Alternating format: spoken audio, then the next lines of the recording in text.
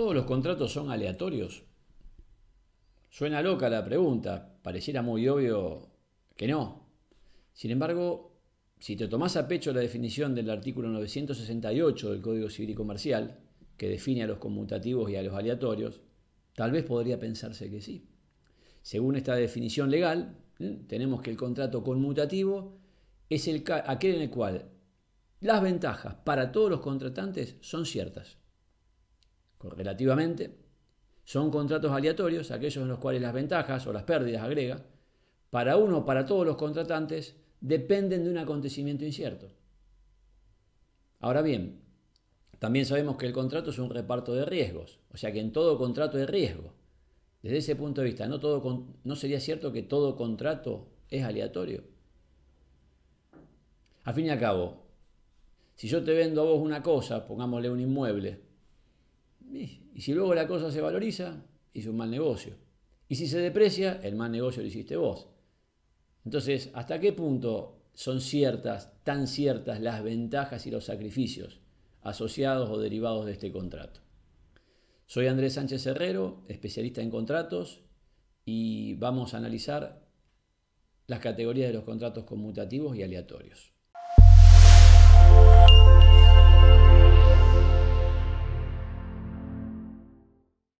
El Código Civil y Comercial tiene algunas normas, sobre todo referida una a la lesión y otra a la imprevisión, que juegan de manera distinta en función de si el contrato al que se aplican es un contrato conmutativo, regla general, o un contrato aleatorio.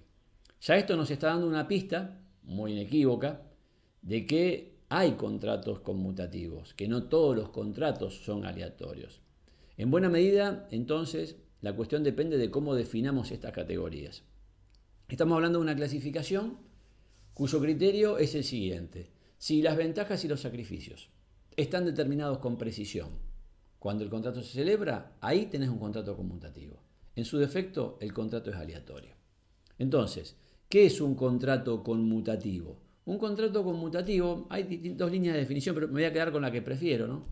Un contrato conmutativo es aquel en el cual las ventajas y los sacrificios derivados de ese contrato están determinados con precisión al tiempo de celebrar un contrato.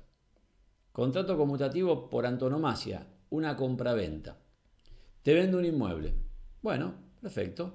¿Cuál es, para mí vendedor, la ventaja? El dinero que me vas a dar. ¿Está precisado desde el comienzo? Sí, se fijó el precio. ¿Y mi sacrificio? El inmueble que te voy a entregar. También es preciso. Y por supuesto, lo mismo te pasa, pero a la inversa, a vos desde tu lugar como comprador. Este es un típico contrato conmutativo. En cambio, tenés también los contratos aleatorios. En los contratos aleatorios son aquellos en los que las ventajas o los sacrificios no están determinados o no con precisión al tiempo en que se celebra el contrato.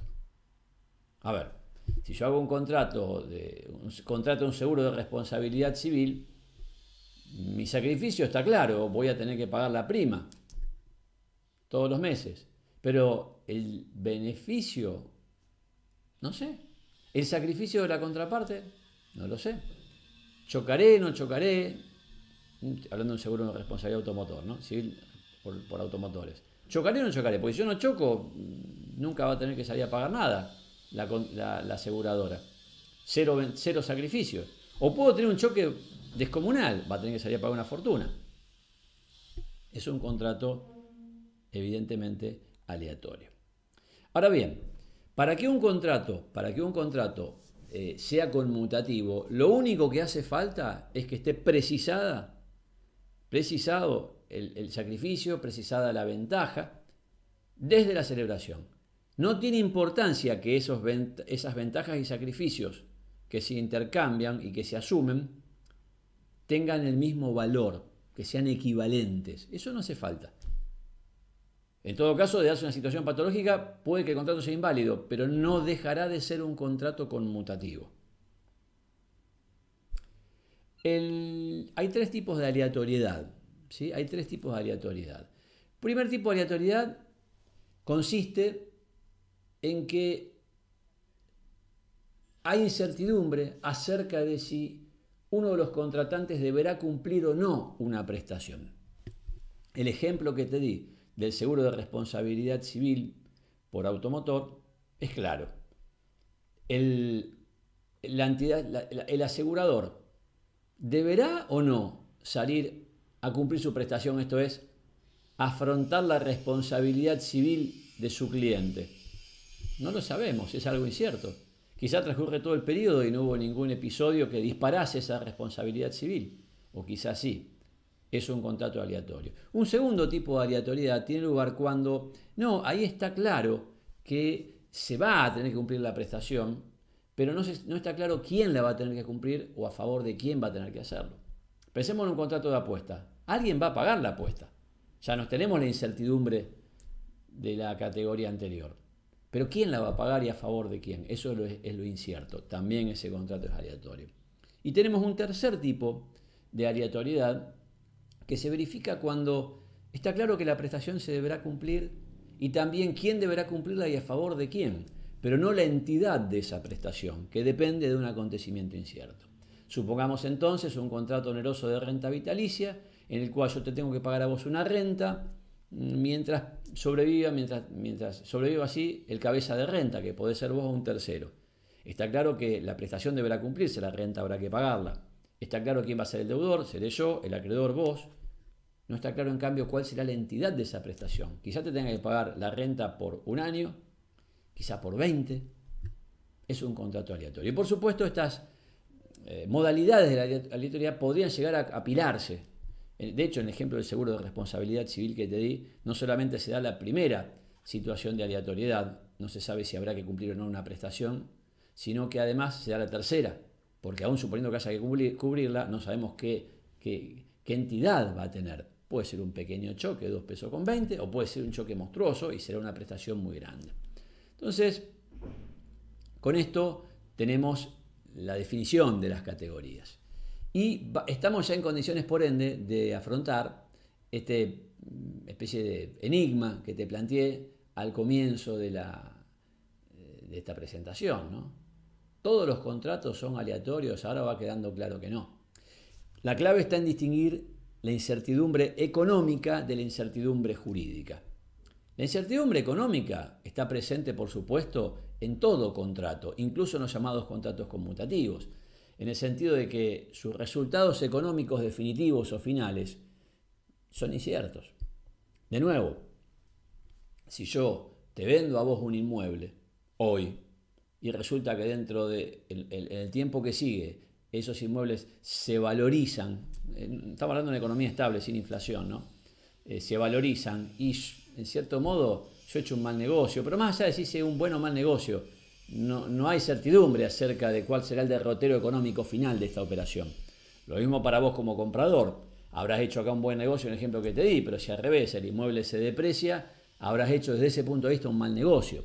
Desde ese punto de vista todo contrato tiene una incertidumbre en sentido económico, ¿no?